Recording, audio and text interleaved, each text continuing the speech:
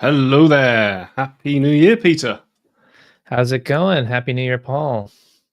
Happy New Year, everyone. Welcome to our first live stream of 2025. It's yet another year. It's hard to Yet another believe year. that we're I here. know. Yeah, I mean, I saw something earlier that said we are now as close to 2050 as we are to the year 2000, which, Yeah. I mean, makes obvious intuitive logical sense, but Yeah, also the way it is was kind occurring to of, yeah. me was like, you know, I had developed this mindset. We're in the early part of the 21st century. And I guess Yeah. technically we are, but we're not like in the super early part of it. Like we're well into the 21st century. We're a quarter of the way into the 21st century. So it's different. Yes, and it's one of those weird things that I think if you'd have asked me, if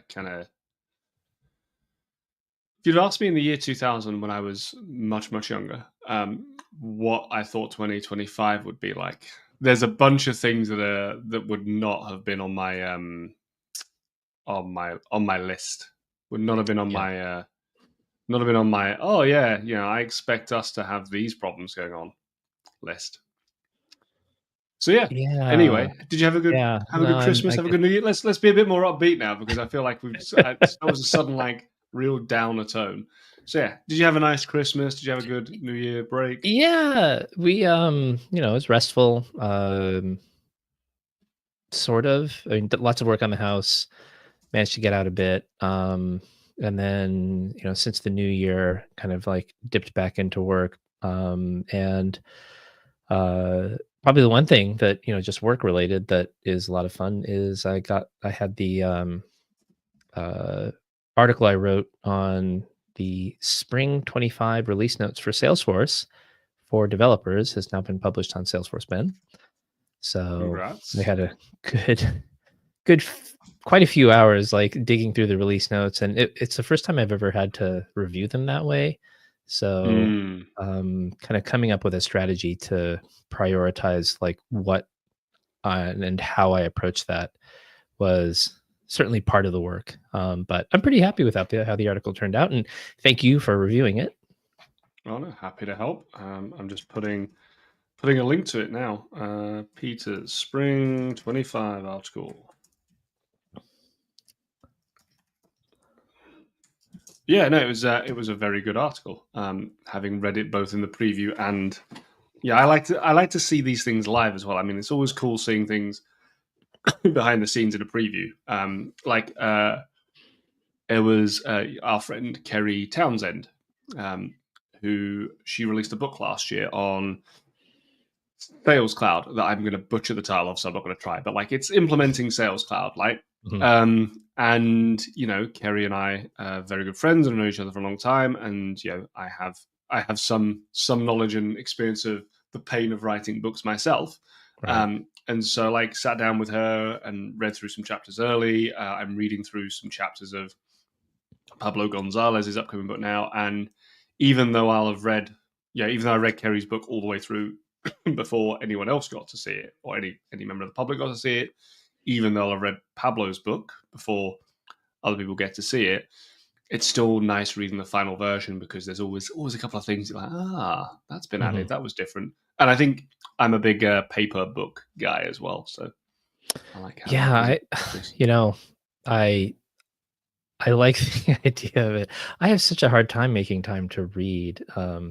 So I've kind of become a pretty horrible reader. I get most of my media through podcasts, if anything. And what I should probably do is just like invest in audiobooks and just like go that route. But I haven't been able to, haven't made the switch just yet.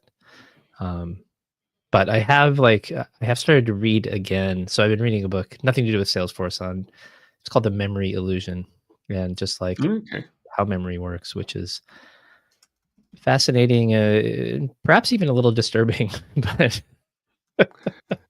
I over COVID, so I read lots as a kid, by Julia Shaw. There you go. Yeah, I'll have a Julia look at that Child. later.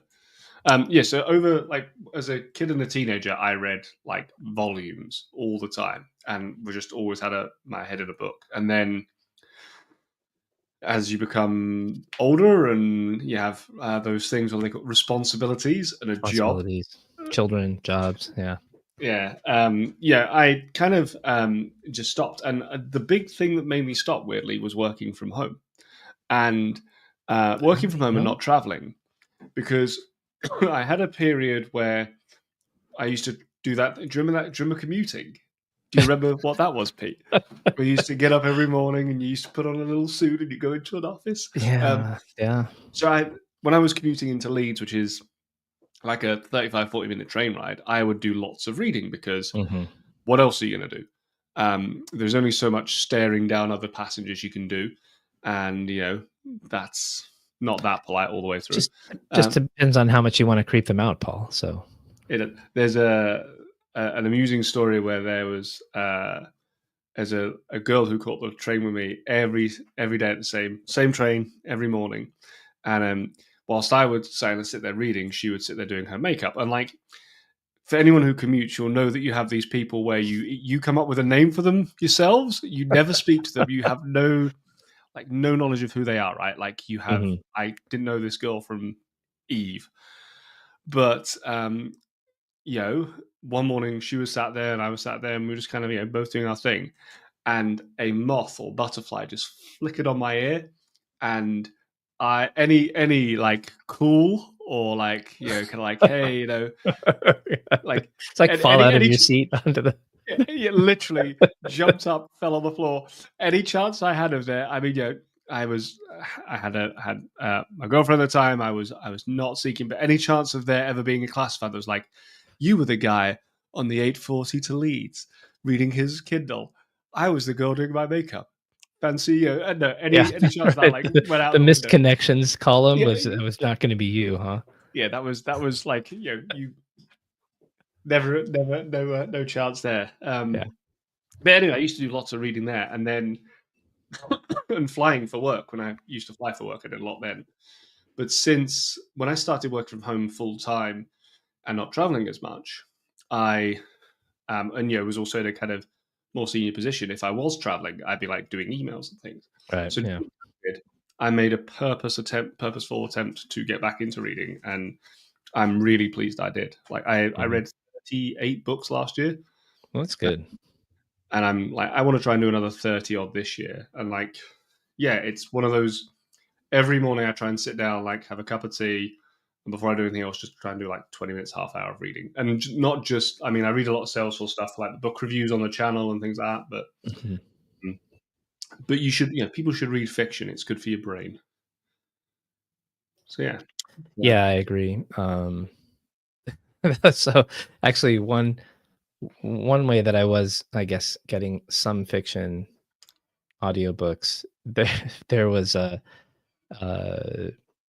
after the accident with my knee, Mm, you know, when you're kind of recovering from a major injury like that, things like sleep can be a bit challenging, especially mm, like, early on, you're sort of forced to sleep in positions that maybe, you're not accustomed to. And I found this podcast called the Send Me to Sleep podcast, where basically it's this guy with the sleepiest British accent that you've ever heard reading just, whatever. And it could be, you know, like Anne of Green Gables was one of them. I would listen to about like 15 seconds and fall asleep with this thing in my ear. So the uh, full uh, the it's full not the asleep same though, podcast. not quite the same because you don't really get most of the story that way. No. So what was it called? The Full Asleep podcast. Send Me to Sleep podcast. Send Yeah. me the sleep podcast. I've just got Um, this like it's a very niche ASMR. I'm imagining of just this kind of very refined, polite British accent that's just like, and as he went down there, like, it's kind of a it's mix I, between. Do you ever listen to you this? literally cannot imagine a sleepier sounding voice than this guy. So yeah, I Do you can't ever remember his listen to name. This American Life? Oh yeah, yeah, yeah. I have Yeah, for like decades. which is a wonderful podcast, and Ira Glass has a fantastic voice, but that is one of those like typical kind of what I'm going to call mid-Atlantic could send you to sleep voice. Like, I can't listen to that whilst I can only listen to certain episodes of that whilst driving. Because like if it's a there was an episode I was listening to the one that was out recently about like fiascos, and that was quite funny and humorous, and I could do that. There's been other ones where like they're just talking about something, it's really interesting, but there's just part of my brain that's like, this is lulling me, and I can feel like Yeah. there's Well, a what's very funny is NPR in America is like really good for that. yeah. So what's funny is I mean, there is kind of an NPR voice. You're absolutely right. That's sort of stereotypical. No, Yeah. so for this podcast, the Send Me to Sleep podcast, it was really, really good. And then there was one chapter of the Scarlet Pimpernel I remember that he just like you just couldn't make it not exciting. Like the way like Yeah. it was the tension that was in the chapter. There was some chase through the woods, and like I don't even remember the story, but I guess Percy is, I guess, the name, like the real name of the Scarlet Pimpernel. Anyway, so like that was the one time that I didn't get to sleep because it was just like I was too like hooked into the story finally. So anyway. Welcome to podcast reviews and discussions around accents with Paul and Peter. And how to get to sleep when how to get to sleep. So welcome everyone to this New Year's stream, and thank you everyone who's joining along. Where were we before Christmas? So we've been where were we on last this, year? Last year, we've what been was on the going on? beginning of this arc, right, of building a call out. So we started with the call out from Apex and kind of faffed our way through the external credential, but made explored our way That's through. good. Yeah. I really love the word faff. It's sort of a British word that I didn't grow up with, so I never pass up an opportunity to use it. And then the episode after that, just before we signed off for Christmas, I think we'd created a Lightning Web component so that we could invoke that Apex class and make that call out. Does that sound about right? Ta-da! As if by magic. So yes, Boom. we have got our Lightning Web component here on our page that calls that API and retrieves different images. I was like, that image isn't loading, and then suddenly realized it was just cloud. That's really pretty. Because that just looked to me for a second when all I see was that. I was like, this image has failed. Yeah, it's a lovely seascape. Now, I think we'd left off, though. We needed to write some tests for this. And we do. Is that right? Yeah, so where we were, so you've absolutely nailed it. Let me just I'm going to press the hide button. That's going to hide that. And then I'm going to do that again. So irritating. What we have is we have our Apex callout class. Look at this.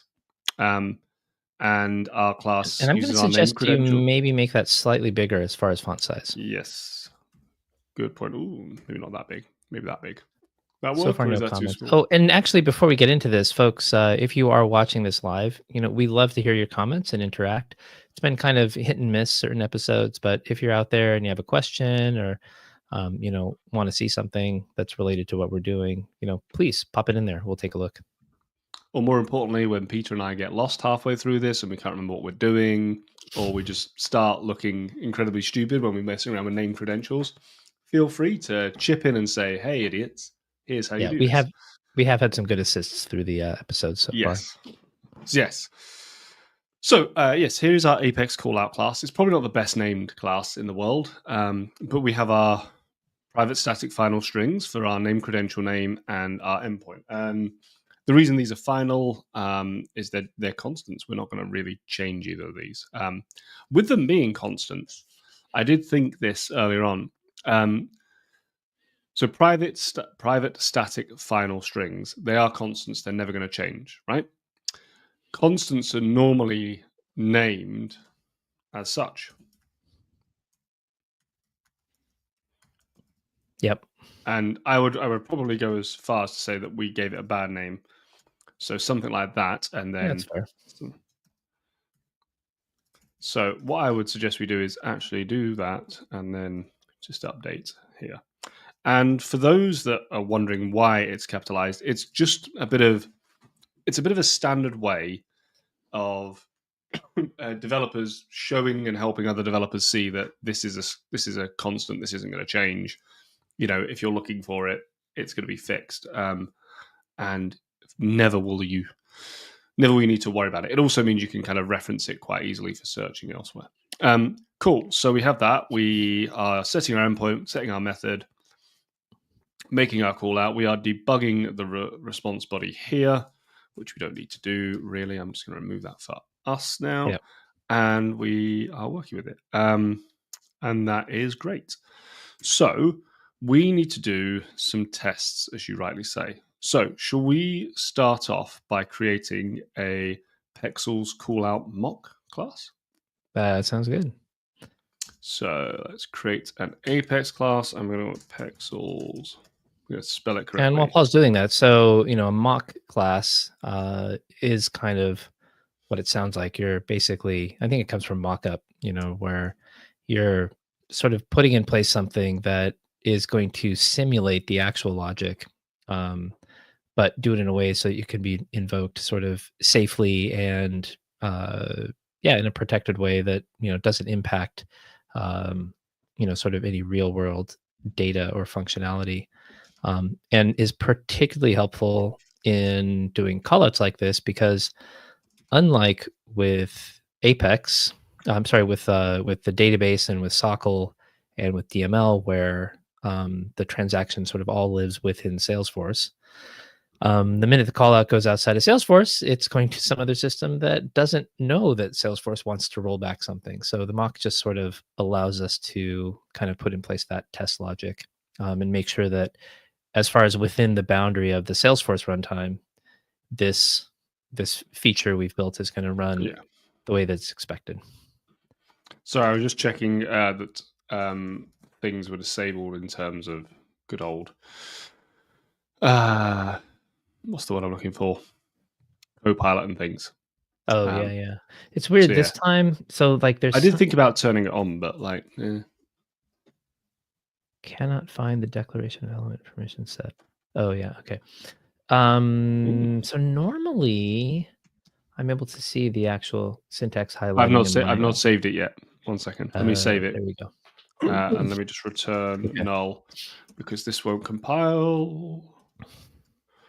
That is far too big a window. Let's just but I'm not seeing the syntax highlighting with Apex callout either. There's a permission that normally I need to enable, but I don't see the little warning box. Anyway, that's fine. It won't impact what people see. It's just a little bit of weird experience on my end. Okay, cool. Okay, so here we have so our mock class implements the HTTP callout mock interface.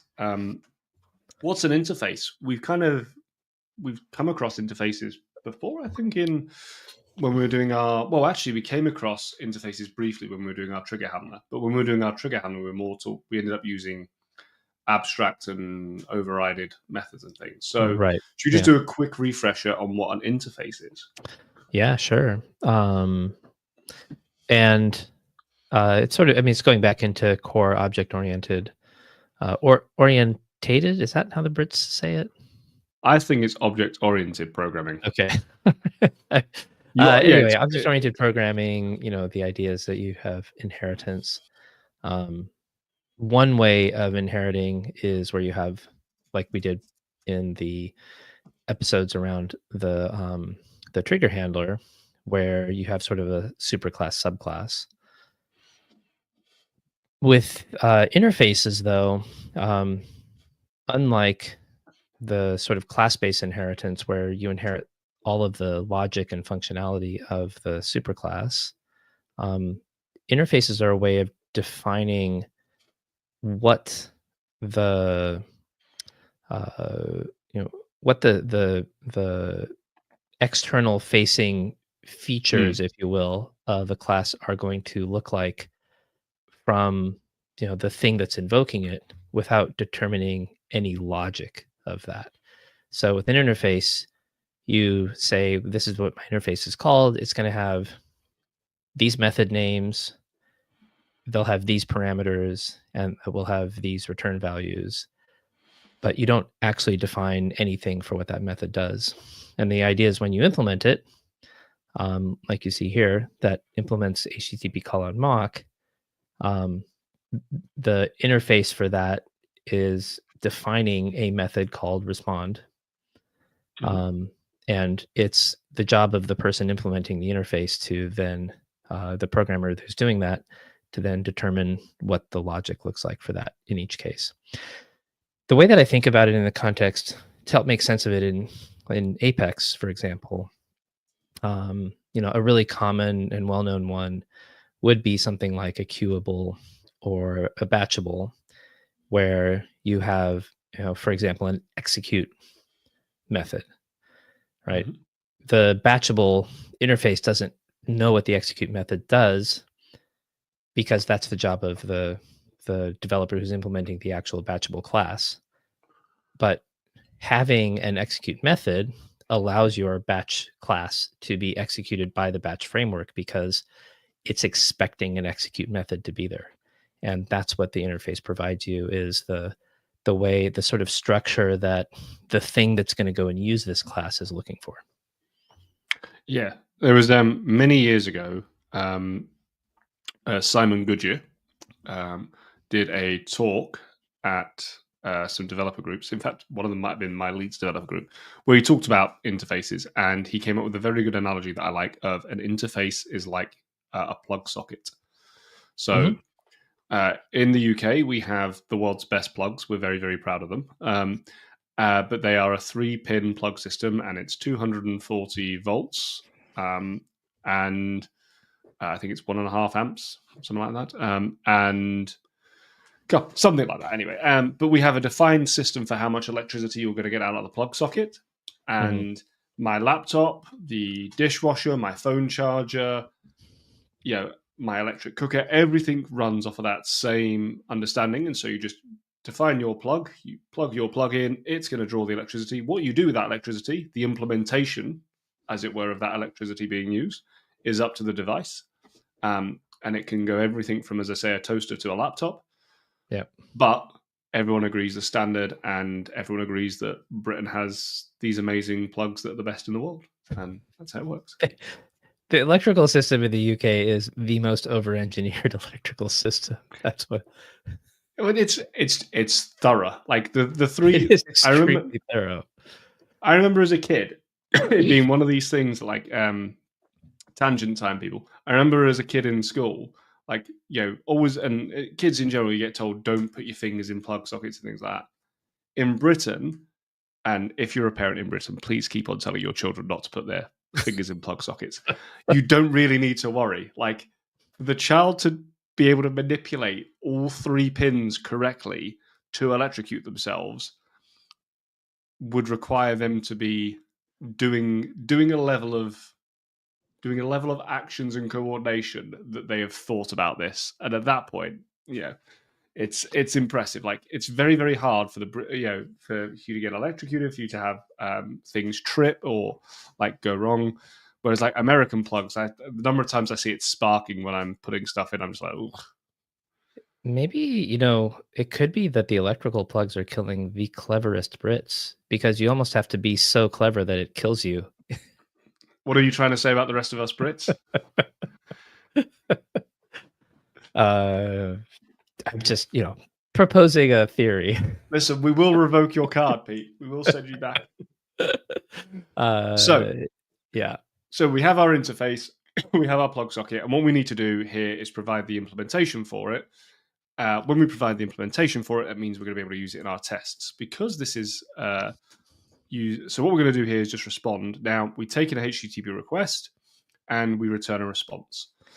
And so This class, basically what we want is something that's going to look like the response that we would get from Pexels, right?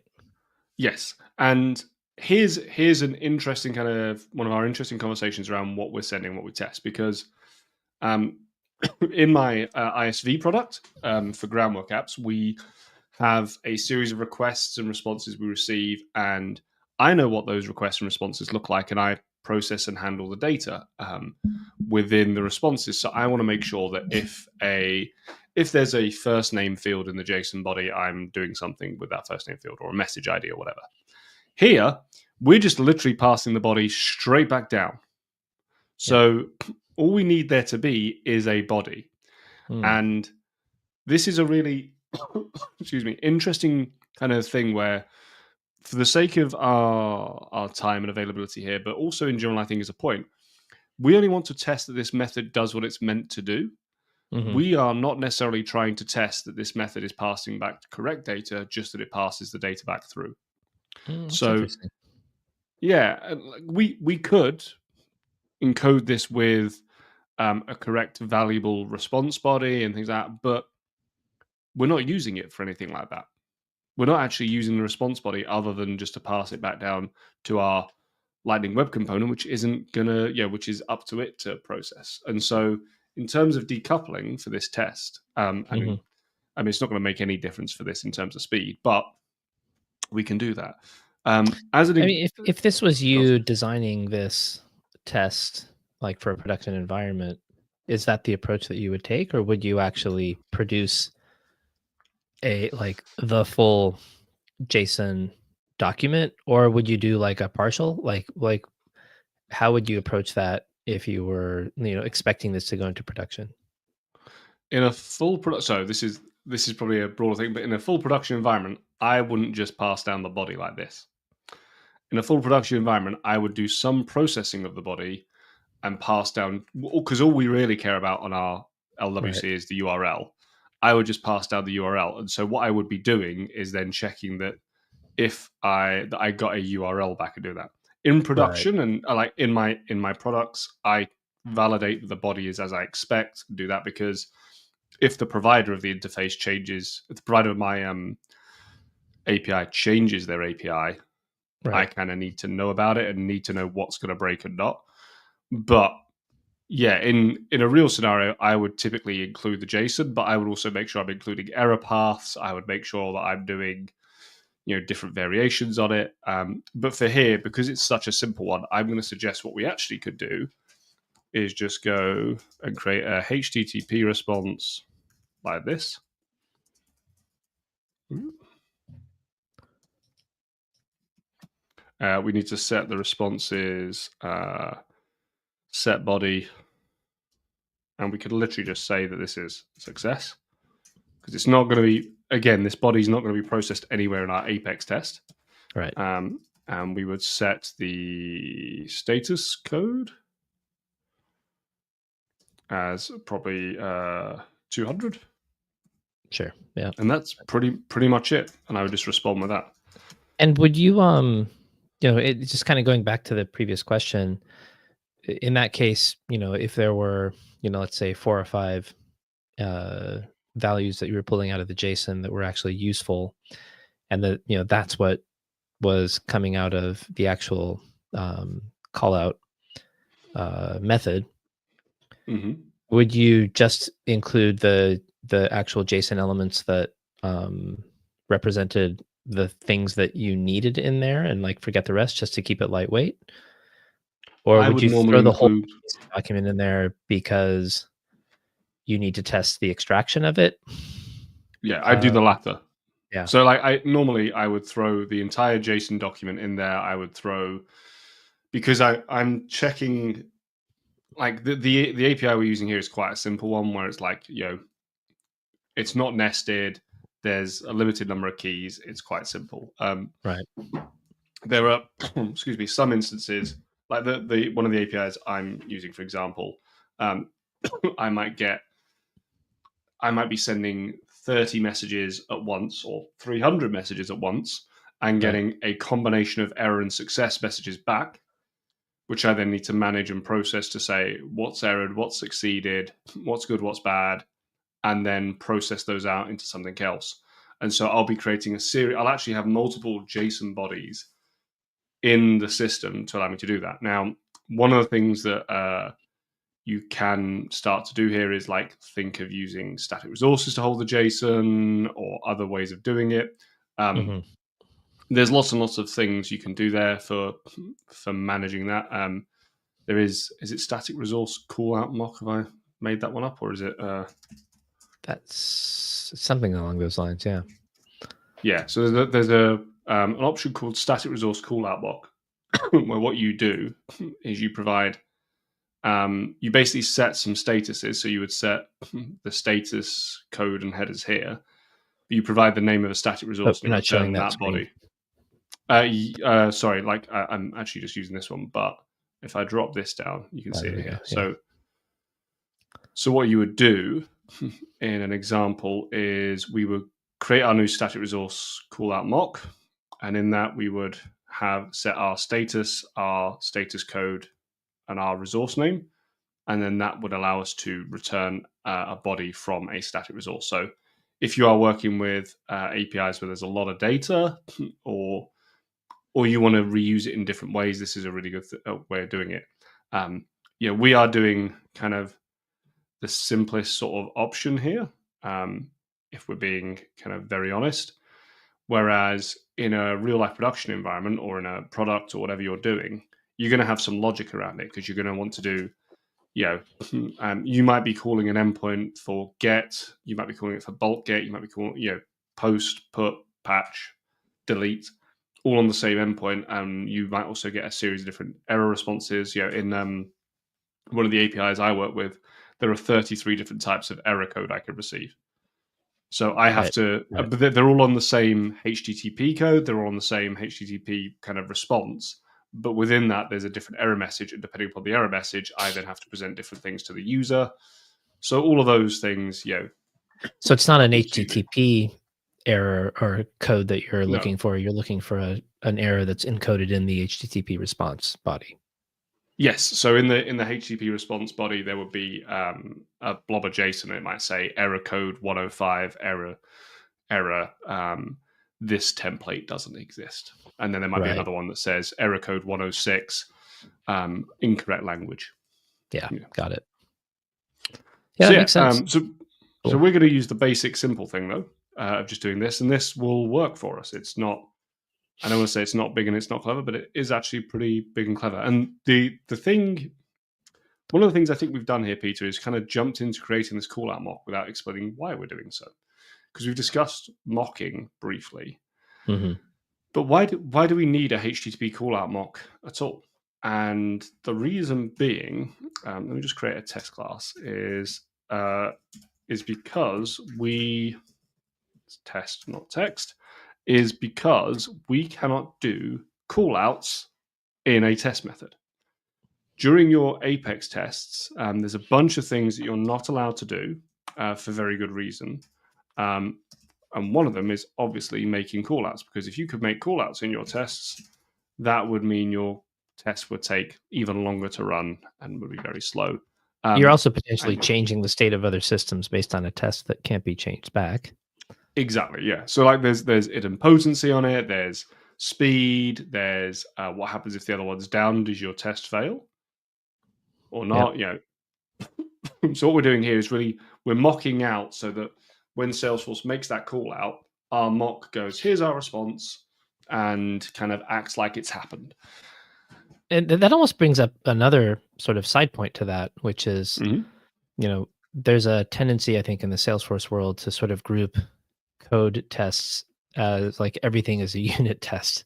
And the difference between something like an end-to-end test versus a unit test, and the importance of, true unit tests only testing the logic that you're testing, as opposed to, the purpose of this test isn't to test the external system, right? No. The external system should have its own tests to test whether, it works and it's available and its APIs, behave the way that they're supposed to. And so, going beyond all the potential pitfalls, and just getting back to the pure purpose and reason behind having something like a unit test.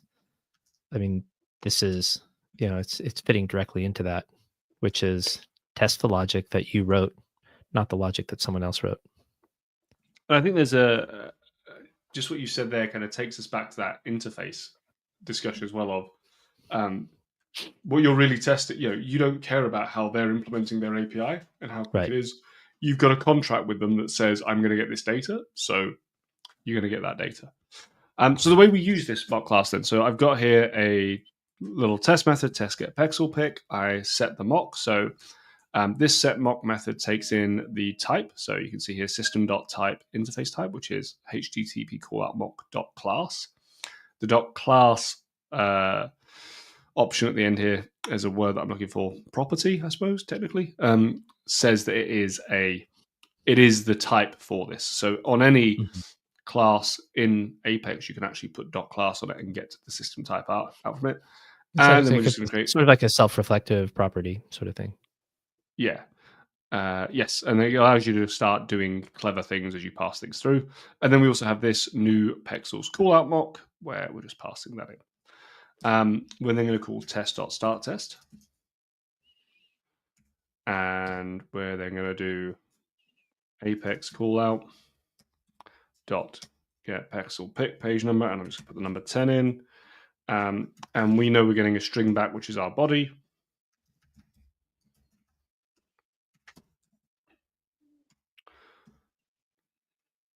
And we are then going to stop test. So stop test will actually cause this to run. And this is one of those things that for some newer developers kind of doesn't make sense to them. But because of how Apex operates, certain things, so sending out emails or triggering batch classes or making Apex callouts, they would actually happen. Apex callouts are slightly different, but let's just say running a batch class, it gets put on a queue. Well, how do you actually invoke that queue and get it to run so your batch class runs? And this is where we have the test start test and test stop test methods. One of the many roles they play. When you call start test, it creates a new transaction for you and a new set of resources effectively. So the idea being you can do your setup here. And so you could, in effect, do setup code here. And that might be creating records. It might be doing a bunch of DML, doing a bunch of stuff to get the system in its correct state. And then you do thing under test here, where you actually run the code you want to test, its own set of governor limits, so you could ensure that it is not exceeding governor limits and it is working in its own context without, if you've done 99 queries here in just your setup, which sounds like a lot, but trust me, there are some instances, anyone use field service and have some triggers running, you'll see that gets up there quite quickly and easily. You run your test here, so you've got that set of resources, you call stop test, and then you do your assertions here. But when you run stop test, it's going to go away and it's going to run any asynchronous code that you have open. So future methods, it will run. Batch Apex, it will run. Email send logic, it will run. HTTP callouts, it will run against a mock. Things like that. Okay? So useful for people to know. Let me remove my terrible comments. So we have this now. And now we need to think about what we're going to assert on, because I am a curmudgeon and very much state that if a test does not have an assertion, it ain't a test. So we have a few things we can do here. We could test that the return body is not null because it should return a body. Yep. Okay.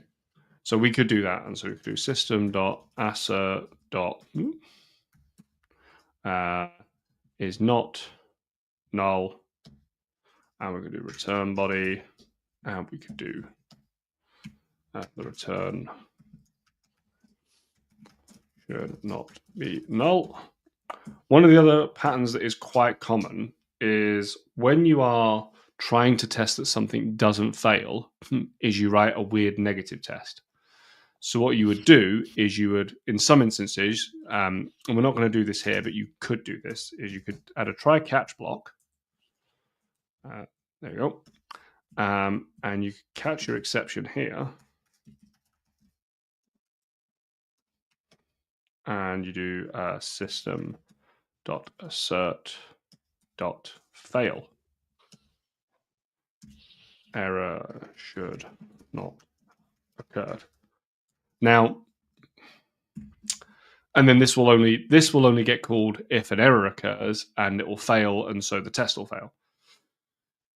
Now, there's always an interesting debate as to whether this is good, bad, or indifferent. Because really here, all this is testing is that a string comes back, which is kind of all we want to test, actually.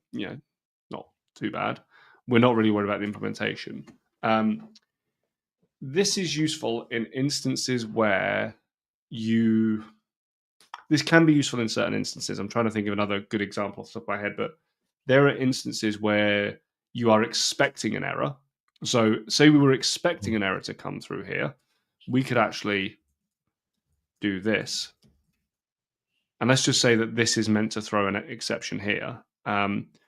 We could then r equal blah, blah, blah, and blah, blah, blah, blah, blah. So we could actually do something like that here where we do our actual assertion further down, but we fail if something goes through.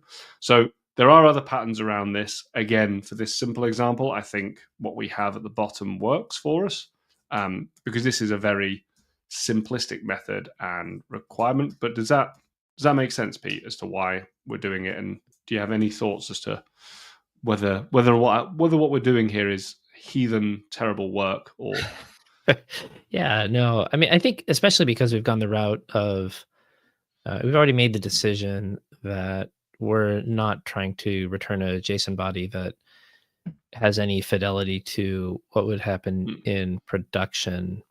Something like this seems like it would be effective enough. And I definitely get what you're saying about kind of the sort of double negative type of assertion in some circumstances. I think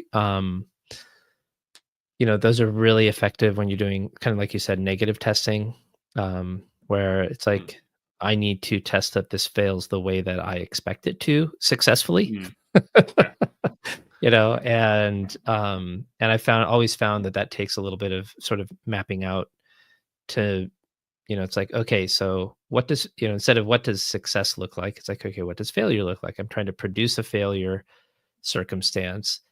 And, when that failure occurs, how would I want that to look in the system? Let me go and write that test now to make sure that, that it's behaving the way that failure should behave, so that, whether it's surfacing an error to the user or making sure that something is logged successfully, whatever the right negative outcome should look like that you've planned for, make sure that you've, written your code in such a way that happens. And yeah, I find that those tests often are a bit circuitous, or at least a bit of a, you sort of have to sometimes turn your mind inside out to think about it correctly. Yeah. Well, I think as well, like it's I think a lot of people forget to test exception handling properly, and that errors are going to occur, so let's make sure that we test for them. So capability snobs just added. Oh, look, showing up on the screen. Capability snobs just made a good point as well about like testing it can run is definitely better than not testing it can run, which is a good way of thinking. Like and I think as well, this is a really good thing to just reiterate what our Apex is doing and why it's doing here. What we're really doing with our Apex here is actually using the name credential stuff. We're not, the only reason we're using Apex is actually to provide this kind of security layer. And granted that, for the Pexels API, it's not as important, but that's really what we're doing, is using name credentials and Apex to kind of add this layer of security and management in the way that when we do our straight fetch example in a minute, we don't necessarily need. So yeah, I think that's just an important thing for people to remember, because there'll probably be some people, including myself for a second, that I thought, well, why the hell are we doing this at all? Yeah, that's it. That's what the Apex is providing us. So thank you, Capability Snob, for that good point as well. And welcome to the stream. So let's run this test and hope that it passes, because this will be embarrassing if not. We have one test testing like 6 lines of code. You had one job.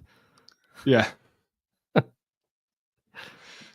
And it always kind of comes on these things where, like, I was talking to someone the other day, and they're like, why do you start doing the live streams? They're like, don't you worry about, and this was not something I'd thought of before, so they unlocked a new fear for me. They're like, you've got like books on Apex out there, haven't you? I was like, yeah. And they're like, so do you worry about like getting things wrong on your stream and people thinking that you don't know anything about Apex and they shouldn't buy your books because of it? And I was like, oh, no, I didn't think that. Thanks. Like so. So for anyone who is watching this now live or afterwards, I can promise you the books were thoroughly vetted and tested with great care and detail and thought about, rather than just being, and I mean this with great love to Peter, rather than just me and Peter spitballing on the fly. I did not Yeah. write those books, spitballing on the fly all the way through. Well, and I mean, memory is what it is, and um, we just don't remember everything. So, like, We okay, do not. like I'm, I'm very open about the fact that I was writing a lot of code and then I didn't for several years, and I'm really rusty. So, like, things that used to be just second nature to me, I need to sort of be glancing at docs or my old blog posts sometimes, or sometimes Stack Exchange, or these days sometimes I ask an LLM and then figure out what it did wrong. So I cannot tell you the number of times that I have used my own books to check what I'm doing. Which is, at first I was like, this is like, if I was, when I first released them, I was on a phone call with a developer that I was part of the company I ran at the time, and we were talking about this problem. And he was like, "And we'll spitball whilst Apex takes its sweet time to run this yeah, test." really, Apparently, yeah, yeah. And this guy was like, "Oh, we're talking about some implementations." Like, "Oh, 1 minute," and I literally went over and got my own book. And he was like, "What are you looking at?" And I held it up. And he was like, "Are you asking like a different version of yourself?" I was like, "Yes, I wrote this so that my brain doesn't have to remember." Like, yeah, totally. that's entirely the point. Well, Yeah. and since we're still waiting for the deploy to finish, or actually running tests rather, Yes. like the thing that I'm learning reading this book, again, the book is The Memory Illusion by Dr. Julia Shaw, is that like our memories are the process that we use to remember a memory is the same process that we use to imagine something. Mm. And so like we can rewrite our memories, and we like purposefully forget things all the time because there's other more important things that we need to remember. And so like, you know, uh I just, the whole thing about rote memorization and how much that's valued, I think sometimes. Um, if somebody can do something from rote memorization, it's because they're doing it a lot right now. And Mm. whatever Oh they're yeah. not doing right now, they aren't going to be able to do it. So it's not magical. It's just practice. It's a weird thing. Like I so I remember I was what was it I was talking to my wife about the other day. There was basically some jingle came on or something, and I could remember from this TV advert back like in the 90s every single word of this TV advert jingle. Um, and yet, like, if you ask me to remember like certain things that I spent thousands of pounds on learning at university, like my brain's like, nah. Like, but knowing that washing machines live longer with Calgon is like, yeah, okay, that's a little ditty or stupid stuff like that. It was Uh, it yeah, was in fact a cartoon jingle. It was the start of there was a cartoon called I Am Weasel when I was a kid on Nickelodeon, and it's so stupid that my brain remembers the entirety of the song for the start of that cartoon. I've not watched it yeah, in 20 years. yeah. It's also the same with I can conjugate the verb "sehr" in German like that, just Wow. because my teacher drilled it into me like "Ich bin, du bist, er, sie ist, es, wir sind, ihr seid, sie sind." Like, don't speak German. I don't use that a lot, but like it's just hammered in there. Yeah.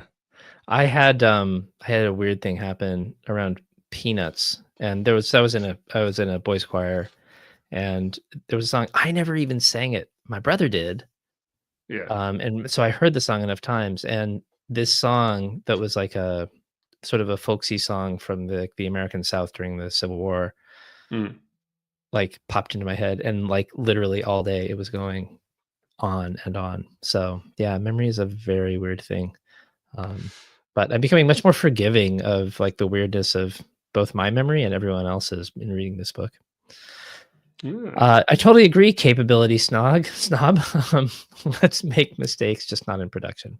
Yeah. at least as seldom as possible. They happen, but I think everybody's getting better at ensuring or preventing them from happening. So, did you find out what's gone on with this? No, I just cancelled it and tried rerunning because Yeah. Oh, okay. it You're just says rerunning. it's in queued. I don't know whether it's this. This is a new scratch org I created this morning. But yeah, should I try performance assistant on the scale test? Tell me what's going wrong on it. Yeah, it's really weird.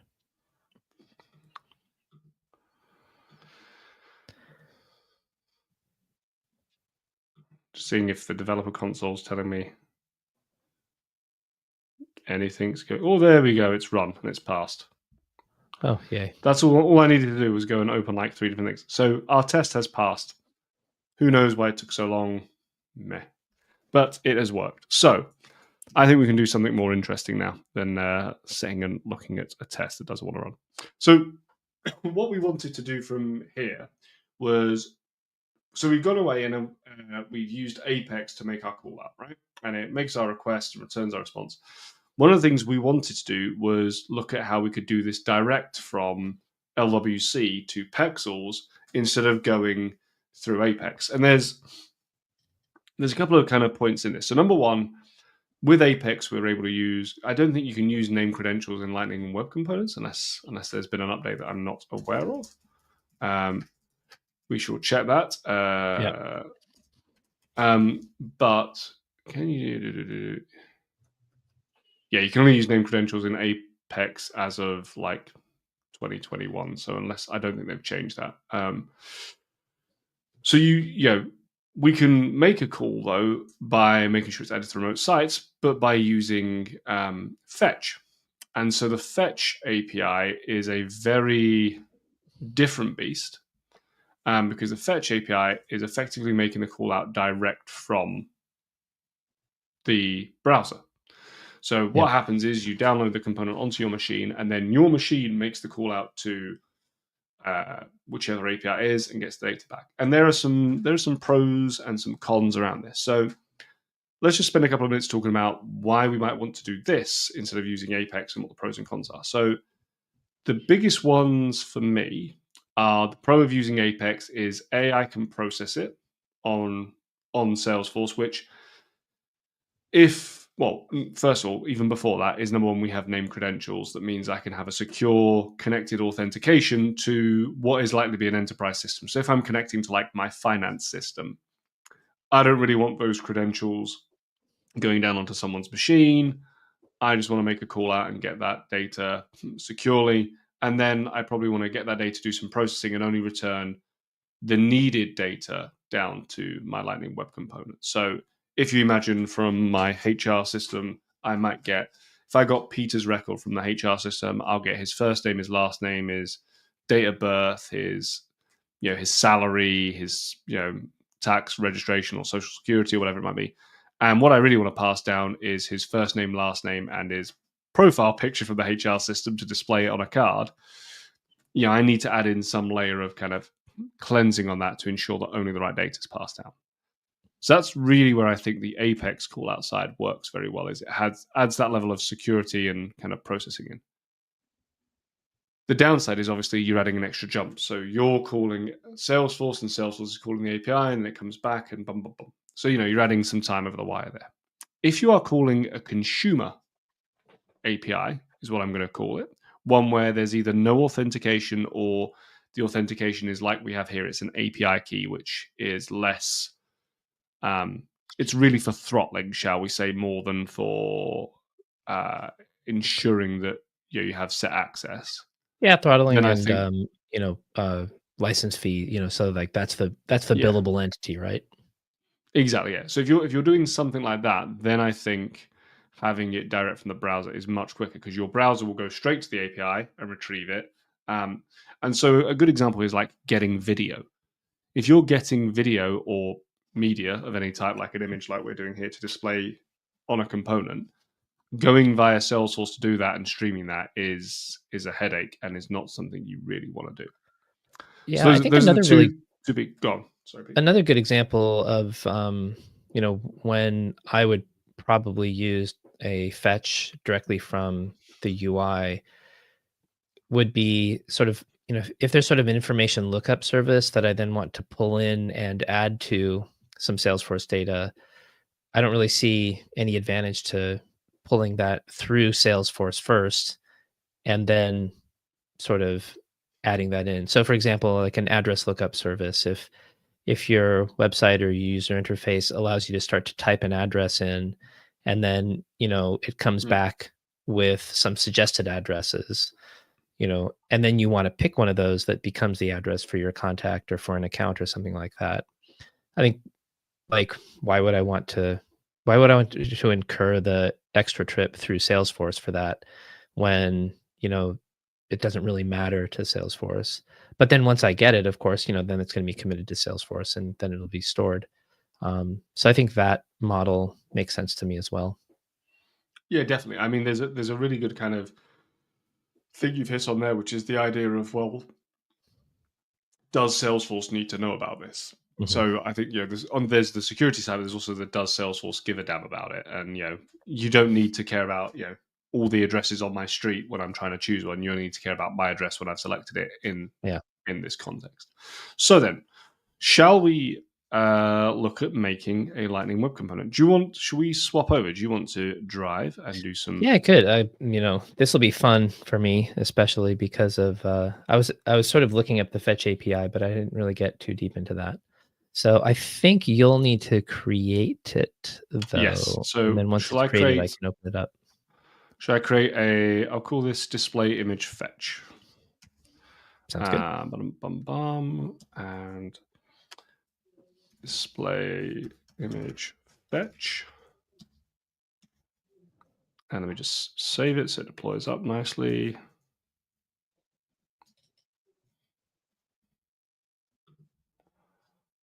There you go. Should be up there for you. All right, let me grab that. Refresh. There we go. Now see it. Okay. And I think really quickly we can take the super simple markup that we have in the first one and just Do you pop want it to over. share your screen, Pete? Oh yeah, sure. So I Or thought do you, you. or do you want me to or do you want me to continue sharing and Well, let me see. uh, Actually, the syntax highlighting has come up, so I think yeah, I will go ahead and share, and okay. we'll go with that. Let's go. I can There's that.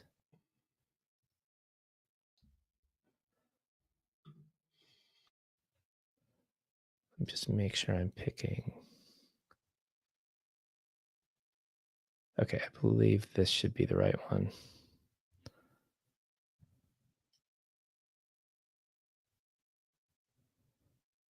Yeah, that looks good. Okay, so I've gone ahead and opened the do you want to HTML.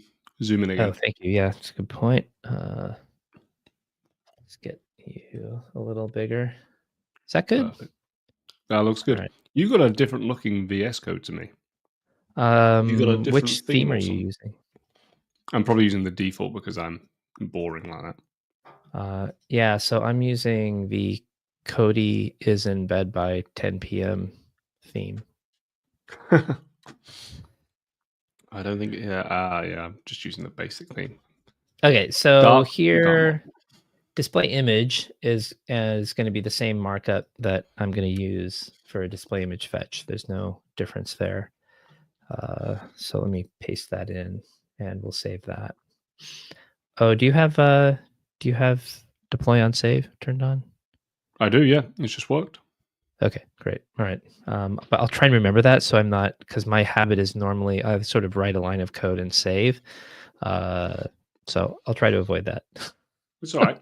I mean, you're fine. And then looking back at this, Mm-hmm. um, all right. So we have our class, and we're probably going to want something like, or possibly the same property in the actual class and the component. So we can pop that in there really quickly. Mm-hmm. Um, The whilst Peter's doing that. The resource you're mentioning, Capabilities Snob, is that the Salesforce Ben site, which I assume it is. But yeah, Salesforce Ben is a really good resource for a lot of stuff out there if you're looking for things. So both Peter and I have written a number of articles and done a number of things. We did a live stream a few weeks back with them Yep. before Christmas with Emily as well. So if you want to find any of that, you can go on to have a look on the Cloud Bytes TV YouTube channel. You can see all the recordings there. And if you make sure you subscribe to that, you'll keep up to date with it. Hey, sorry, Pete. No, that's great. I think that's awesome. So, now what am I going to need to import, if anything? Um, when So I this think comes up, uh, I'm actually, I mean, I don't know that I'm actually going to be importing anything in this instance because the fetch API should be native in the browser. yeah, Um, it's And then this is where again, like ages since I've done this. So, like, do I need to hook into any of the lifecycle events in order to do the fetch, or should that just be some inline code that then sets picture data to whatever the response is? I think you'll probably need connected callback to do the fetch. Because I Okay. think it won't just run by itself. Unless what you could do is you could Hmm. change picture data to be get picture data, and have it as a like an accessor, and then you could Uh, run. You could see if there, then have a member variable and kind of that style of things. If you want, or have it as a member variable if you wanted. But yeah, otherwise you can use connected callback if you depends on how much you want to keep picture data as the existing kind of thing. well, I think I'm happy to sort of keep it simple, right? Hmm. Um, but So yeah, I think so. Hooking onto connected callback, I think makes sense. so Um, when we talk about lifecycle methods, what are we on about? What do we mean by lifecycle methods that we're hooking so into? that's a really good question. And that refers to the life cycle of what happens on the actual user interface when Mhm. it constructs itself, right?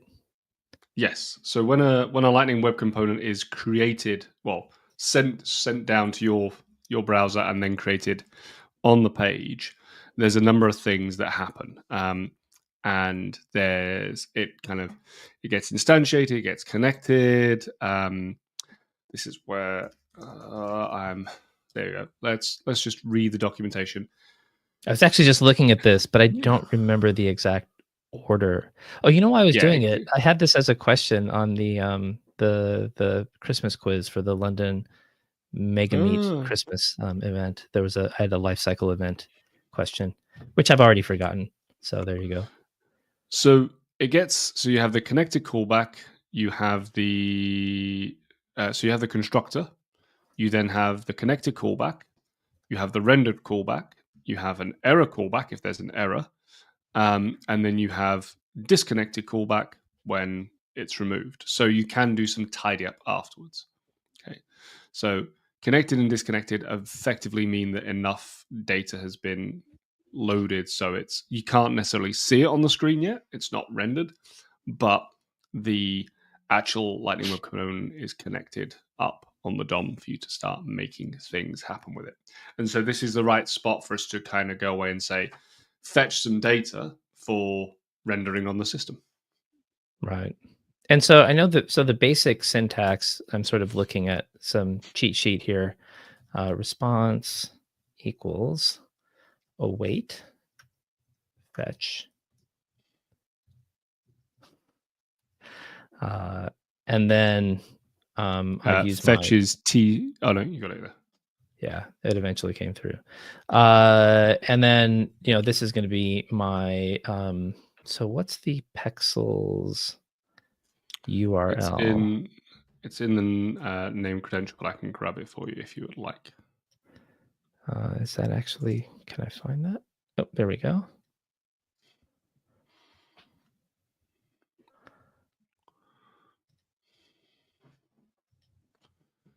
And then you're going to want in that apex, you're going to want from the apex call out the endpoint on the end of it. In the Apex call. Yeah, if Oh, you're in the yeah, yeah, apex yeah. call out class, yeah. Which I already just closed. Clever me. There we go. Just as you need it. Now, we're going to have to do, I think, a little bit more work than just this because, Yeah. so one thing that we're going to want to do is have something that represents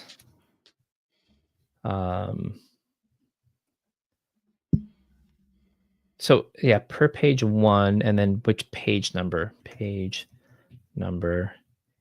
equals, and I'm just going to sort of hard code this for now. 10. I think on the other one we already have the code to make a random number. If you go on displayimage.js. Ooh, that's clever. Let me do this quickly because let's see, it's backtick.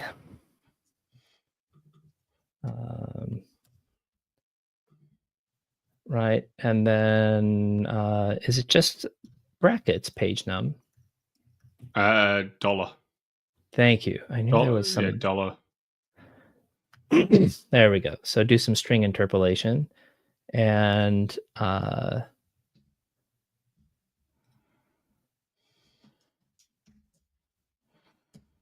math this little bit here, wasn't it? Yeah, math.random times 1,000 to fixed 0. Okay. Yeah, capability snobs. Verified my page num piece. Okay, so now that's all well and good, but we're also going to need to pass through some information about your API key, aren't we? Yes. Now, what I'm doing is, 1 second. And I've got some errors I need to resolve, so I'm going to focus on that while you come up with a magic way to.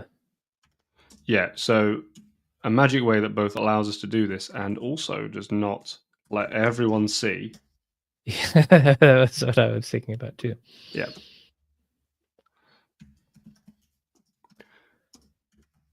So I think I've got a way to do this, but we're just going to test this first. Right, there's that. And this is going to show off a nice feature of Lightning Web Components that I quite like. So if you... So I'm trying to just resolve my async error. Oh, async and await.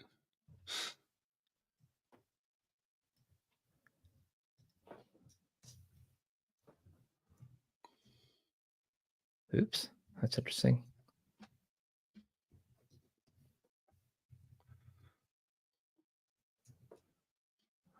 And then I should be able to do. Can I just invoke make callout then? Yeah, I think so. Do you not want to do? Well, depends on whether you want to wait for that to respond to then get the parameter from the body, or whether you're just trying to do it. Do you see what I mean? Are you wanting to await that response to then say dot? Because at the moment you're just responding, you're returning the full response on make call out. Whereas what we want is the body dot blah blah blah blah blah blah blah. Oh, okay. Do you see what I mean? So that at the moment will return the full response. So do we then want to do? We need to get the actual picture data out of that. Yeah, which I think probably works in the make callout method. But it's dot photos dot source dot original. Okay. Page number. So yeah, those lines you got there. I think line 16. You just take the second half of. here. Yeah.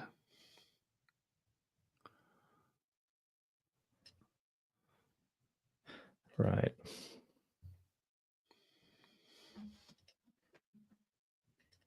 And then in Okay, so I'm going to get response, and then what I need to it do will is set picture data. Yeah. Yeah, so capability snob's asking, won't it return a promise? It will return a promise. What we're saying is it's whether or not Peter wishes to handle that promise in the connected callback or handle the promise. Let me just add that question up on screen. handle the callback in the handle the promise in the make callout method or handle the promise elsewhere. Now, as we've got a method called make callout here that kind of is bundling everything together, I think we handle the callout in. I think we handle the response in that method there, but it could equally be done in the connected callback option if we wanted to. Yeah, does that make sense? And I'm talking correctly, aren't I? There, Peter. It'd be response.body. Right. Thank you. So, sorry, you were saying. So yeah, capability snob said, "Won't it? It won't return a promise." As a question as to the make call out function, won't that return a promise? And I was saying it can and will return a promise because it's async. But the kind of thing we're trying to decide is, do we set picture data here? So do we parse the JSON body and response here, or do we parse it in connected callback? And I think here on line 18, as you've done, is better for this. But you're completely right, capability snob. We could have handled it on line 10 effectively instead. Yeah, so I think, if I was if we were going to do where make callout actually returned something, then I think it would be something along the lines of let's see. Remember my key presses. And then do something like return.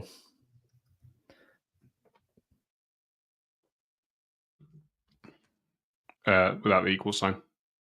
Thank you. Yeah, that is the unexpected token it's complaining about. And then now, there we go. It seemed to have cleared itself. So I think then that's what we would be looking at in that instance. In which case you could sort of move the rest of this into connected callback. I would argue, because connected callback is that lifecycle hook, that you'd want to keep logic sort of as much as possible out of that and have, the way that we did it. So anyway, I agree. So hopefully that answers the question sufficiently. So could you pull down, there's a new Lightning Web component called Pexels API key. And okay. you can open it on screen at the moment. Okay. So let's go and do a refresh. And you said it's an LWC? Yeah, it's an LWC Pexels API key. There you go. Okay, there you are. So what I've done here is I've created a Lightning Web component, and you can see I've removed the HTML from it. So this is a background component that does nothing, doesn't have any front end to work with, but we can add some methods in there and code that we want to share as like a utility class, effectively. So what I've done is I've imported API, which means that you can call the methods in this component. And then I've added a method which allows us to get the API key. So we can reference .api key and it will return our API key. It all looks correct, I think. Yeah, I don't see anything wrong with this. And this is actually a really good moment to sort of pause on, creating LWC service components, right? In other words, how do you write a little bit of code where you just need the code? There's no UI to it. There's no display. So there's no CSS. You just need the JavaScript module. And it's a really good practice if you have a set of functionality that you're using in the front end that you're building that you just want to be able to pull into any project, um, or share across projects if you're in a really large enterprise. This is kind of the model for it. You just basically have it's an LWC, but it's only the JavaScript file. Yeah, it's standard kind of. It's really kind of making sure that you're doing your standard programming practices, but with LWC as well, Yeah. which I think often people sometimes forget you can do. So, Now, that being said, I what's good? completely don't remember how to import another LWC. I think if you go import, Mhm. and then I think you can just, if you start, give it a name. So you want to call it like Pexels API key. Is it a name or a name in brackets? Because the brackets No, should no, be pulling. I think it's not in brackets. Yeah. So I think it's something you call it like Pexels API key. Yeah, there you go. You hit Oh, enter. look at that. Yeah. That's And so that's then if you further down in your make call out, we're going to need to add this to a header.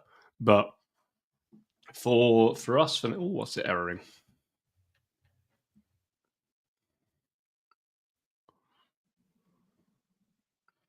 No module name cpex. Oh, it's API key.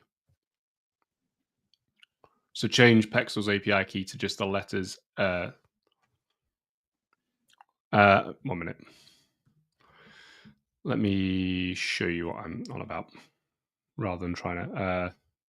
That's the wrong one. That one. I think it needs to be.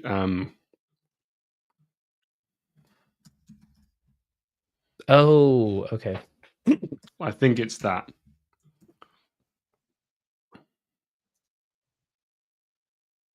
Nope, maybe not. No module named.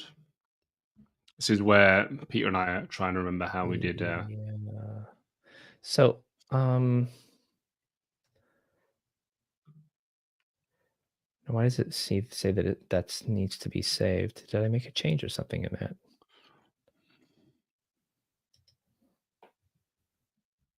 Ooh, that's not what I wanted.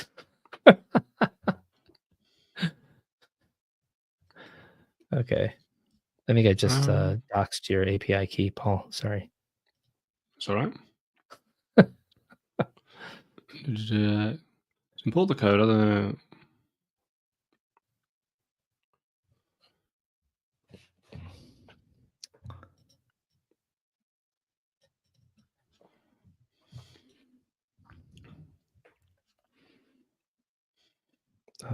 Share. I'm just looking for. Do you know what it is? What we've done here? That's you and me being, or me being silly. Sorry, I'm mixing up my JavaScript again.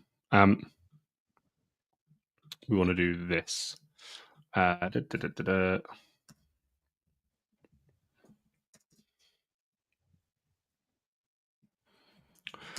Sorry, standard JavaScript, and I always let's call this that. And that needs to go. Oh, So and then you need to do your. yeah, it's a closure, isn't it? So it's going to be like that. That needs to go there, and then we want to do. That should be const. It has been a long time since I've. Yeah, it's been a while. I have since an I've done example of this. this somewhere in code somewhere that I should have looked at before. Yeah, there we go. So it should be like that. Okay. And then if we save that, then you should, in theory, be able to go, and you need it in brackets. So over in your fetch one, where are we? It would be import. I mean, you probably want to just delete.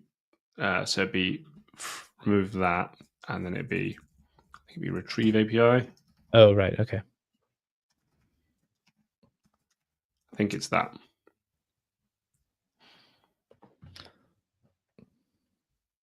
There we Seems to go. be happier. Sorry, back over to yourself. Okay, that's all right. Now we're looking better. So yeah, we're going to need to add this. So C is for component. So Capability Snob asked, is the C / for component? So C is the default namespace in Lightning Web Components, and in a bunch of, in fact, across all Salesforce, isn't it, for many, many things. But it's the default namespace for referencing things. If you were using a managed package, it would be the managed package name. So whatever your managed package namespace prefix is called. And it means that you can avoid clashes. So if I released a package that also had a component called Pexels API key, mine would be prefixed with Pexels / Pexels API key, and yours will be C / Pexels API key, and then they would be coming from different namespaces, so they'd be kept separate. So what we need to do, Pete, is add in our authorization header, don't we? We do, and I was just looking up how to do that. So it looks like the fetch API has a second parameter that we can pass in the form of a just like plain old JavaScript object notation object. Oh, I better put in a comma after the first parameter. That would be helpful. Yeah. And then headers : and then that is an object itself. Oh, is it? Okay. Although it looks like, yeah, so headers is an actual, so that is deserialized. So that's actually the name of a property, but then the actual header name value pairs are all JSON basically. So what's the name of the header that we want? Authorization. I've just posted in our private chat. So it's authorization. Okay. With like a capital A. Capital A. And then the value would be retrieve API key. Oh, there we go. Which is a method. There we go.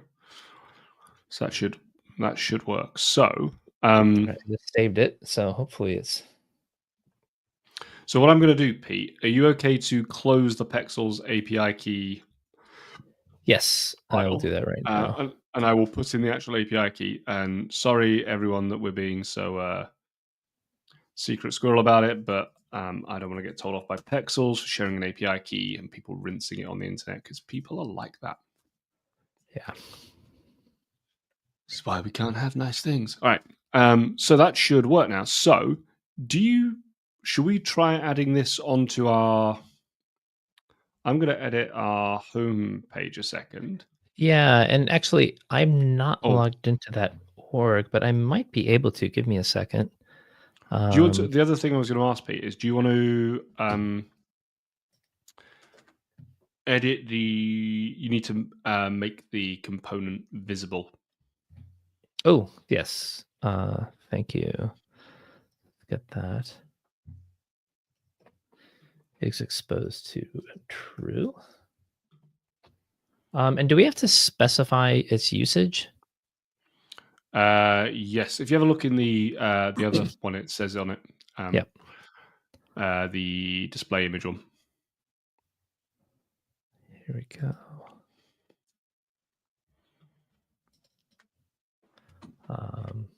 Actually, I could just copy and paste this whole thing. Couldn't I? Yeah. That's pretty much how I do it all the time. Is I'm just like, I will copy and paste repeatedly from different places. Yeah. Right. What I'm going to do real quick as well is just do this, which is... And saving that.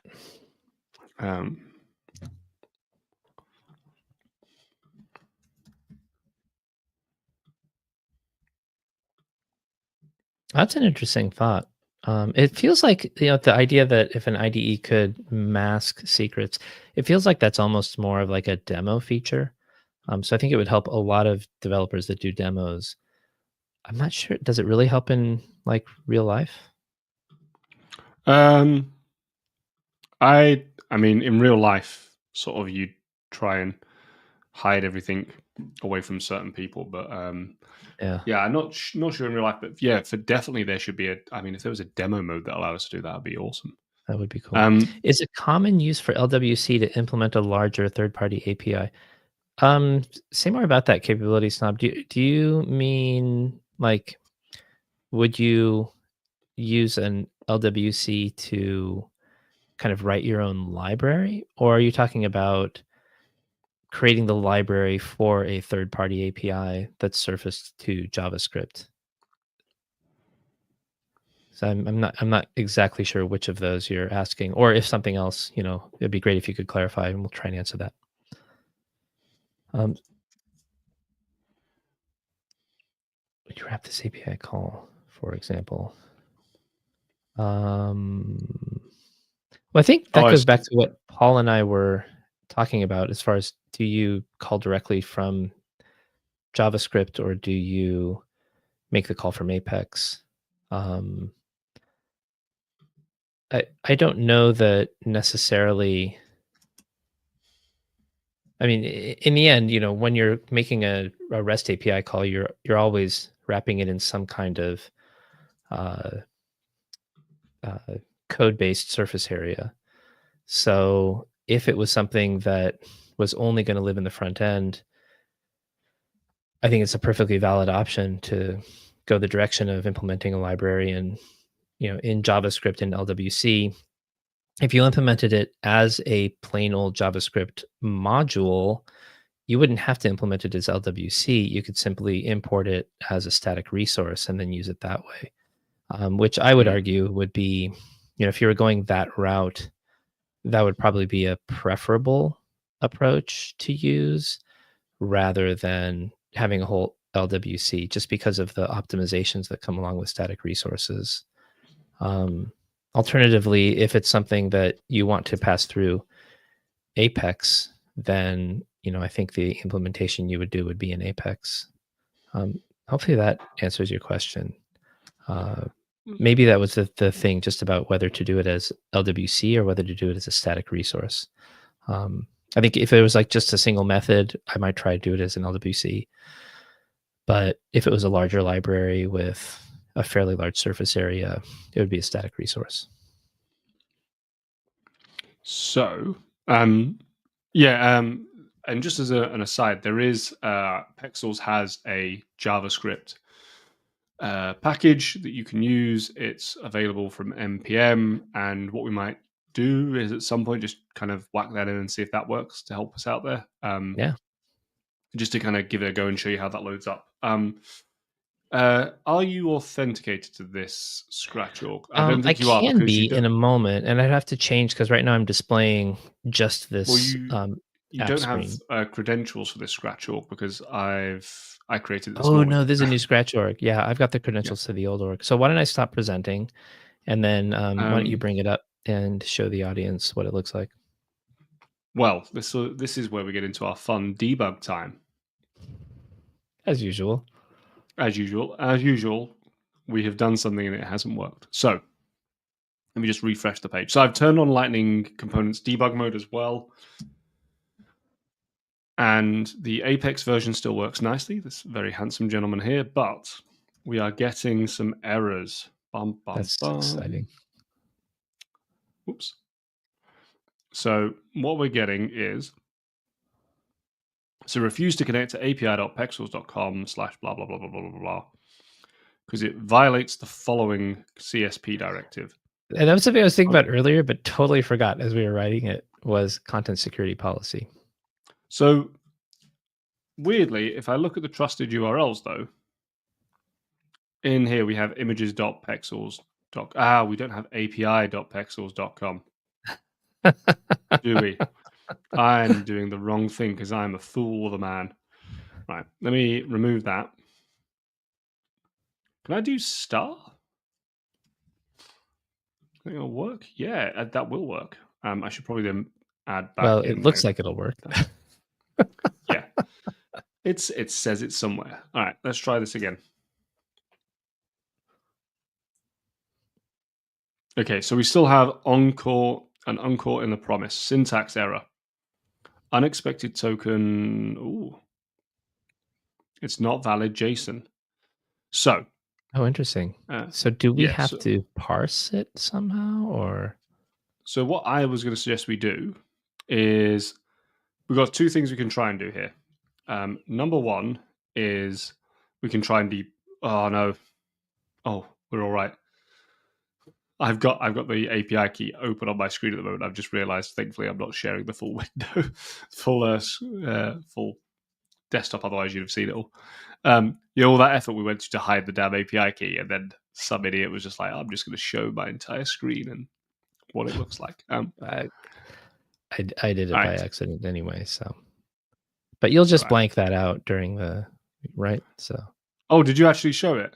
I did. I saw because I did a undo Okay, it's like because was it looked like the file had changed, and when I yeah, did okay. undo a well, maybe it wasn't the API key. Maybe it was just a random hash of characters that had nothing to do with the API key. That's what we'll Maybe, say. maybe not. All right, I'll just make a note to go back to about 1 hour 20 minutes and do that. Yeah, Um, yeah. that's cool. So, So this brings up something that I was having a bit of a struggle with as I was writing the release notes blog the other day, which was now granted I was trying to run in uh, local dev mode, but I was really struggling to find the source code to do debugging within the browser. Um, mm, uh, so yeah, like that'd be something. It'd be interesting to see that. But what do you have in mind as far as uh, what might be going wrong? well, I was gonna. What I think is going wrong with a couple of things. I think that there is something here in this response which we're not handling properly. Yeah, Um, so I want to see what that is. Um, the other thing I want to do is check that the API key is coming through properly, but like we'll see.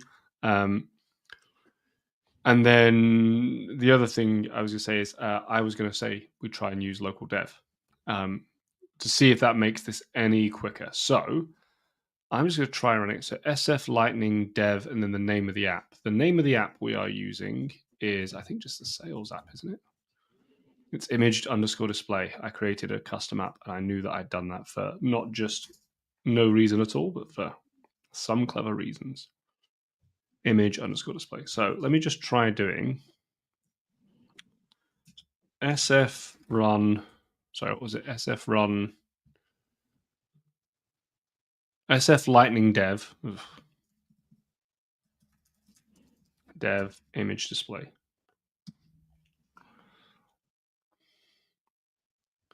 Warning, Lightning Dev image. Do you mean Lightning Dev app? Yes. Desktop. Okay, apparently it used. Okay, it has opened it on a very different window for me, but it has opened it. it does tend to do that. Yeah. It just tends to. I think it was because it was using the last browser window I was working with. So Now here we this go. is what I was running into. I wasn't able to find the sort of debuggable, um, sort of unobfuscated, uncompiled um, artifact in sources when I was using local dev. And I remember being able to do this in just regular sort of development mode. Oh wow, did you find it? I found something. I don't think it's. I mean, it's not super Yeah. unobfuscated if we're honest, but This is it's kind of what better I than. was running into. And I seem to remember like there We was can see it something that there. looked okay. Make call out and things. So I was Um, just peeking, and I think that when on my fetch, what I need to do is dot then perhaps um, let's see if it's. Oh, here we go. somewhere in there. Has he got response for me yet? Let me just go to the next function call. Here we go. It's going to inspect for me. Here's response. Have we got a response? LW Lightning Web Security is such a pain. Yeah, this isn't really showing me anything.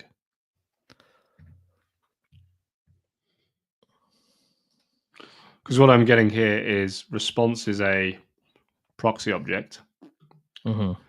I really wish there was just a simple turn off proxy objects like option for when you want to debug. Shadow target. No. Yeah. It's not really yielding too much information, is it? Well, so that's what I was kind of looking back through.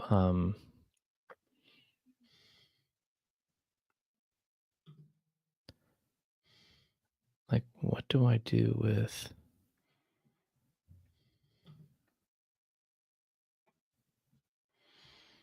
Like, what do I do with response when I get it once I have the? Now I feel like because we've got local dev turned on, we should be getting more here. Yeah, and that was my impression, but I just was not able to. So okay, response. If response not okay, throw error or not okay, throw error. Oh, so this shows response.json. Okay. Well, do you know what I want to try? Whilst your body is async, fetch just gets to the end of the headers. And do the source maps need to be enabled in the compiler? Yes, the source maps probably do need to be enabled. How I remember to do that. I would await response.json. Yeah, I think you're right, capability snub. Peter, for us to try something, Mm-hmm. could you here Yeah. try doing .json? And then, because what I want to see is if you save it, is it going to automatically, like how local dev is meant to automatically update your code? I'm waiting to see if you press save, if it tries refreshing the page for me and updating. That's a good question. Now, I'm going to say it won't because your local dev isn't, unless I change it on your file system. Is that what happens? It may. Well, So let's give it a try. try it. Response is .json lowercase. Yeah. Oops. So capability snob saying fetch and JSON are both async. So yeah. Okay. .json. Can I just say this is one of the reasons that I prefer than it dot then r dot yeah. This is one of the reasons that I kind of actually don't like async await style of writing. I prefer the dot then because I find that chaining just makes logical sense to me. Whereas await just often I'm like nah, doesn't make sense to me. Okay, So I think so I've we updated that, but because that is executed on connected callback, I think you're going to have to refresh anyway. Is that what you were looking for? I'm just saving it on my side to see if it updates anything here.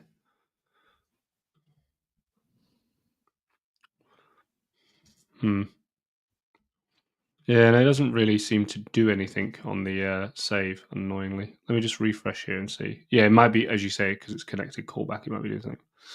But no, we're still getting an error. We were getting an error somewhere. Was it not? Oh, there it is. Is not a function. So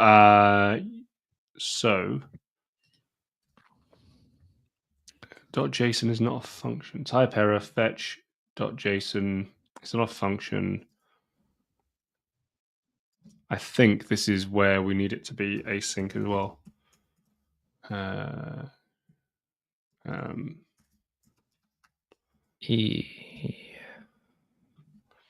So let me just do, okay, so that does fetch to get response.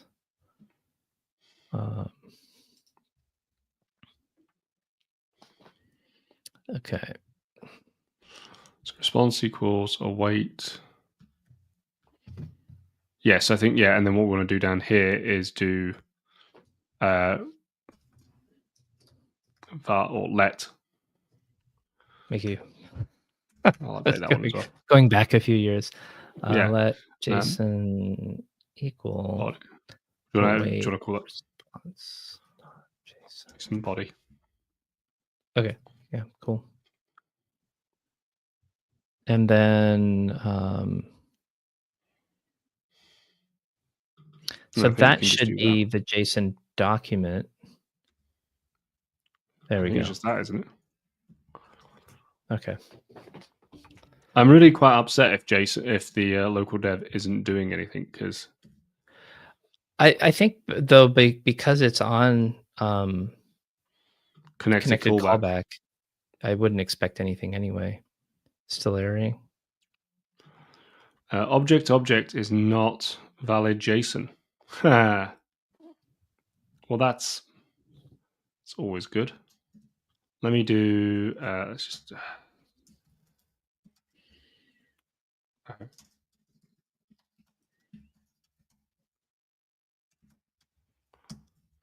Awful as it is. Well, so, when the live debugger isn't working, yeah, what are you going to do? Exactly. Here we go. So that's it there. So that should have worked.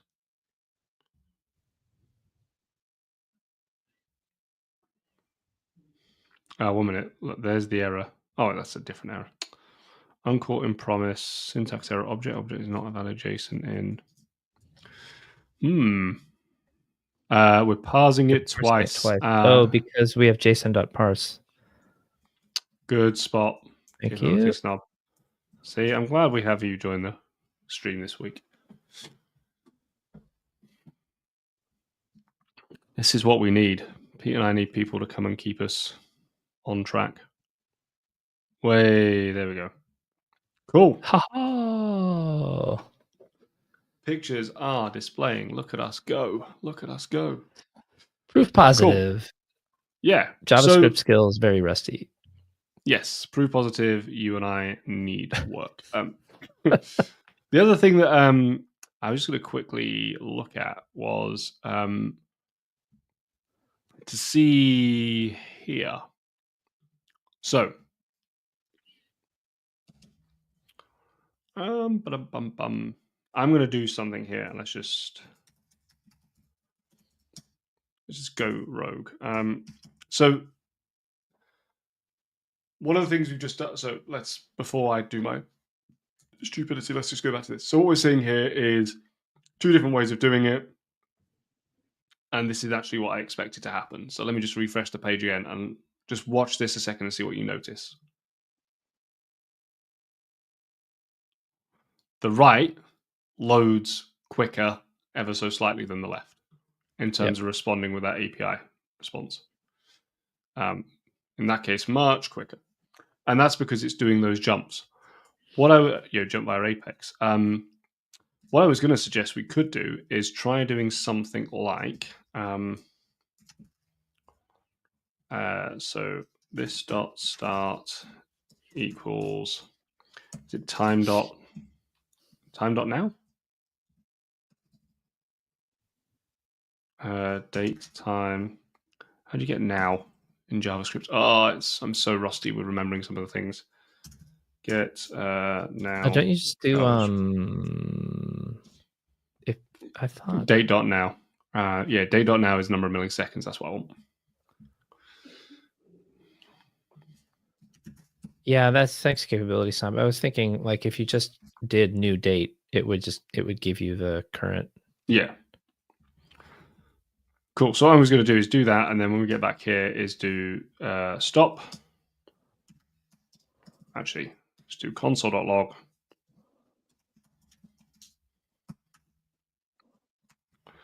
And then we're going to do our backticks. This being Apex variation took. You're doing instrumentation. I am doing instrumentation badly, let's be clear, but I am doing it. Trying to. Date dot now minus start. Cool. And then what I'm going to do is steal this, go to this one. And I'm going to do that. And I'm going to copy paste like the absolute fiend I am.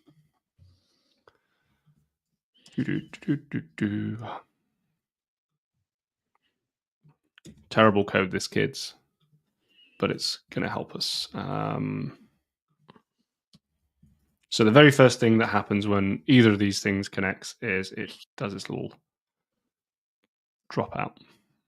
And this is the fetch variation, this one.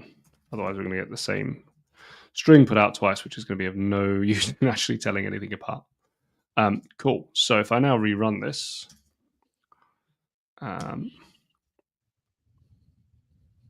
and so let's have some. So the fetch variation, I don't know if people can see that there. It says the fetch variation took 2033 milliseconds, and somewhere is going to be the apex variation took 1285. So obviously disproving our theory straight away. If we do it again, and there's going to be some kind of fluidity in this sometimes. Oh, interesting that fetch took 4 seconds there. Apex Maybe the took instrumentation itself is causing a performance problem. You would hope that it's consistent instrumentation, but like, yeah, maybe the problem is my terrible code. But either way, we can see this is really interesting how it's different now. 810 for Apex, 779 for fetch. There's going to be some flexibility in this in general because we're making less hops. It should be Schrodinger strikes again. As soon as we're observing it, it is not working. But in general, it should be quicker for us to run everything through fetch. And I wonder if it's just taking its time. Maybe it's the way it's queuing the messages up. Maybe it's the way. That's kind of what I was wondering is, because all of it takes place inside of connected callback and because of the, different asynchronous handoffs. All right. Should we play an interesting game here? Oh. I've moved. So my theory is that this would be this, then this, then this, then this, right? So let's just see now if it makes any difference.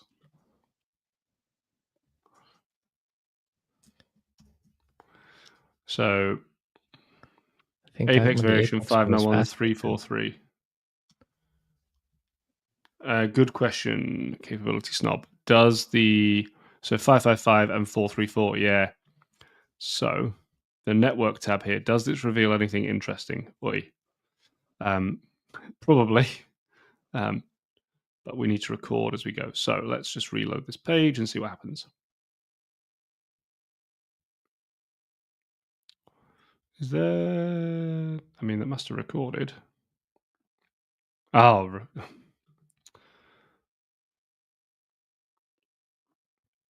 Okay. Let's stop. Assume we've got pictures on both. So if we go back up here, we can see the requests that were made. So this is not the easiest thing to zoom in on. If we do fetch, I think is going to be what we want to do. So we just want the fetch ones, set up domains. Interesting. That's not got our actual... Oh yeah, there you go. That's our pixels request there, curated per page 168, and I think that will be our fetch one, which is direct from the browser. And that, does it give us time here? It does not. Oh yeah, timing. So request sent, waiting for server 299, so 336.64. Go back here. 338. Yeah. So that is that one there. So it's fairly quick and clean and easy. The call to, where are we going to find? Can we find the one to Apex? Apex action, I imagine, is going to be this one. Yeah, I think this is the Apex action one, isn't it? Where it calls through and then does everything that way. Post doesn't actually give us the methods or anything in there, but they give the payload. Actions, controller, action execute, Apex call out method. Yeah. So this is the Apex call out one. And we can see on the timing here that it spent a lot longer waiting for the server. Yeah, there we go. If we were to do that more than double, when it went through Salesforce. Yeah, and you have the images here that you were saying about capability snob. Now, like the images themselves are separate. They are taking their own time, but they are not included in our API request because we get the image and then that loads separately. So it's the images are different and are taking different times to load. So one of them was a 3 megabyte image, one was a couple of hundred K. So there is a difference there, but that's not in our purview and filter. But if we would add that same kind of profiling onto our Apex, we probably also find about 300 seconds, 300 milliseconds or so on there. It's just the going through Apex adds on. And interestingly, yes, connected callback has a difference because of when it's called and when it's connected. Yeah. I mean, basically, you're having to make the call to Salesforce. Salesforce is going to make the call. So you can sort of assume that, like, whatever the call that has been made to the actual Pexels API is going to have some kind of sort of additional overhead laid on top of it. And that's really going to depend on your latency to whatever your Salesforce server is for your org, which could be significant in some cases where orgs are maybe located at a home office, but then they have like regional regional users that are in other parts of the world. There's definitely things that could impact that. Yeah. So that'd be a really good like sort of architectural question when you're thinking about like, do we just go direct to that API? Do we go, do we run it through Salesforce if performance is particularly key and there's no data necessary from Salesforce to present that data? You'd really have to question whether it was valuable to run it through the Salesforce data center on the way. Yeah, and again, like security is another interesting one there. So if you're doing something like credit card payment processing, do you want to send that credit card through Salesforce, or do you just want to send it, get the invoice, the token back, and then Salesforce later can synchronize with the system and get that information? Right. So totally, we have like 8 minutes left. This once again, the 2 hours has whizzed by. Yeah. So should we just do a little bit of a recap as to where we are? So yeah, that sounds great. So at the end of this episode, what we have done, I think, is get a nice fetch version. So we started off by doing our testing and showing HTTP callout mock, which I think was good and useful because testing is very, very important. Very important.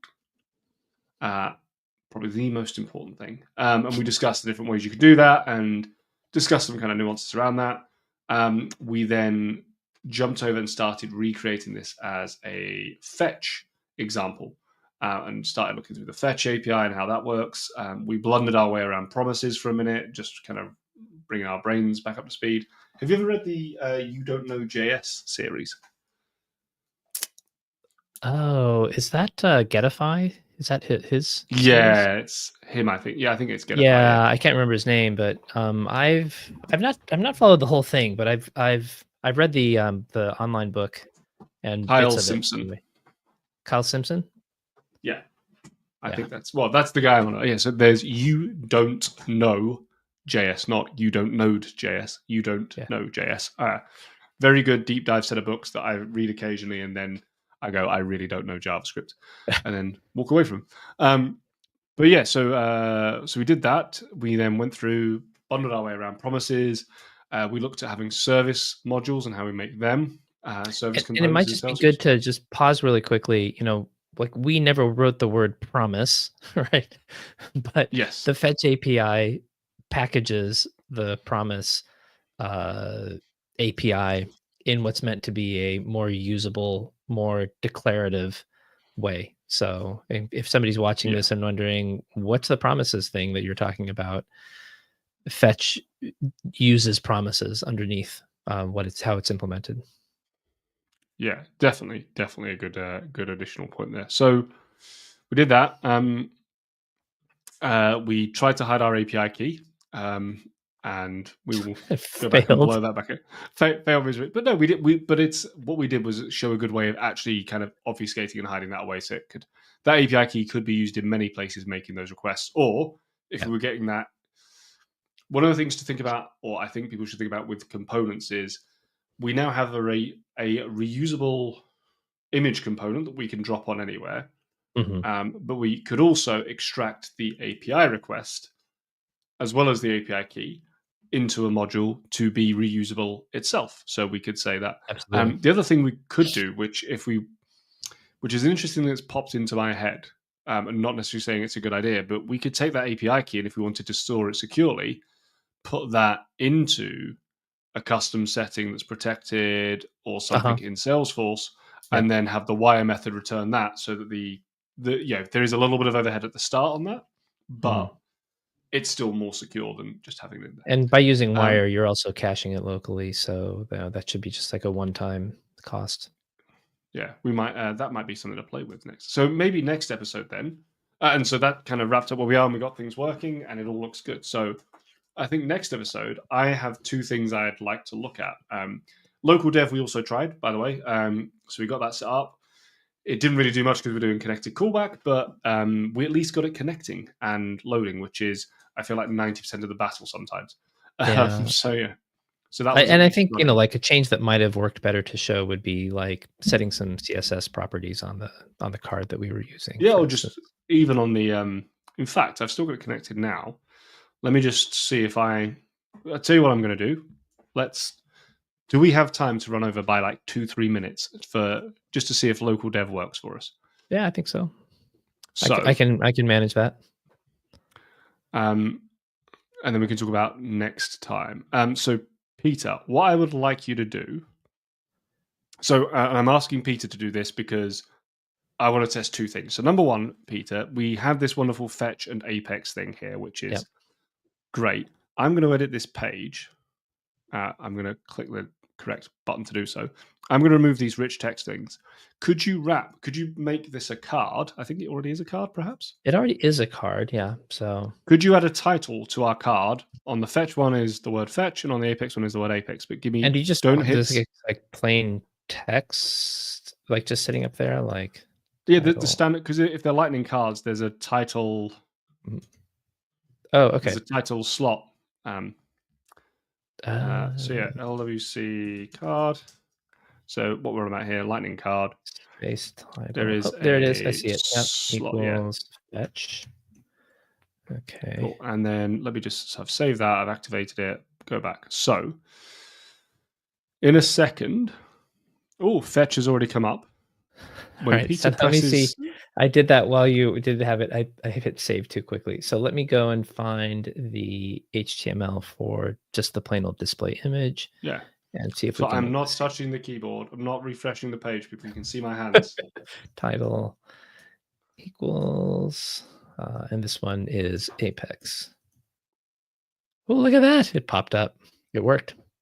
There you go. So the reason I wanted to get Peter to do that is not because I'm lazy and like to be paid by the keystroke, but is because we're using Visual Studio Code Live Share. So Peter has a link that he uses to be able to edit stuff on my screen. So if I go here and if Peter jumps into this fetch file, we will Yeah. see Peter's name pop up. There you go. And so Peter can type things and then I can like see what we're doing. And it's really good for pair programming. But I was really intrigued to see if Peter makes the change and saves it, does it then come through, which it does. Yeah. Cool. So And that's really basically cool. that's using a WebSocket connection so Mm, that it just injects your local local source code into the DOM. It's pretty cool.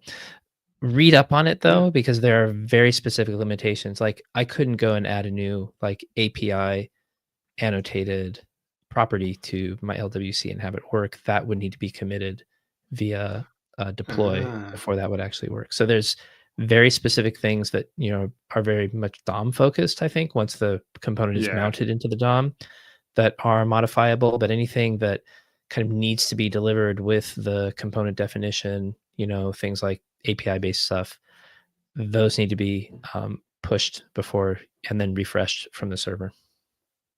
Yeah, I mean, there's a list here on the site where it says basic HTML revisions, new references to a component, see it basic CSS revisions, importing CSS only components.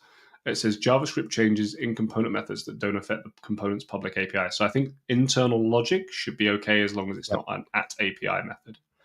Yeah. But And cool. provided that logic gets like executed, and that was our Yes. problem, is that we'd only put our logic hooked into that lifecycle hook that was only going to happen, once the component was attached to the DOM. So Yeah, I'll just share the documentation of that as well in the chat. So next time, then, I think the two things I'd like to do are one, go and see what the Node.js package looks like. See if we import that, so we can have another one which is fetch Node, well, it's just Node. So we'll use the npm package, show people how they can load that up. And then there was something else I was going to say, which was well, we had we've got talked about the writing the LWC tests for these as well. yes. So I think LWC tests would be a good one, and I think the other one could be either seeing if we want to extract some of this Pexels API stuff further into a more of a service component, but also looking at things like the that custom setting to pull things down and showing how that cache works. So Mhm. to retrieve that. So I think we have some stuff for next time. We definitely do. We're continuing our Marvel Cinematic Universe esque series We are. of live coding. So very exciting. Nice. Well, thank you everyone for coming along. Please remember to subscribe to the channel so you can stay up to date with all of the latest stuff that comes out, the podcasts, these streams. There's some new videos on the way as well coming and some book reviews. And if you liked this video, if you're watching afterwards on the catch up, thank you very much for watching. Hope you enjoyed it. Thank you to those who joined us along, and in particular Capability Snob this episode for kind of engaging and chatting with us as we were going and asking some great questions. Yeah, very much appreciated. Very much appreciated. And I think that's all the things I had to remember off the top of my head. Please remember to like and subscribe. Thank you very much again to Peter for joining me and for helping making this happen. It's as ever been wonderful. Yeah, and Paul, thanks very much for having me on. And can't wait for next time when we dive into this a bit further. Yep. So 2 weeks time, we'll see everyone back here. Have a fantastic rest of the week and see you all later. Thanks, Cheers, everyone. Bye everybody. now. Bye.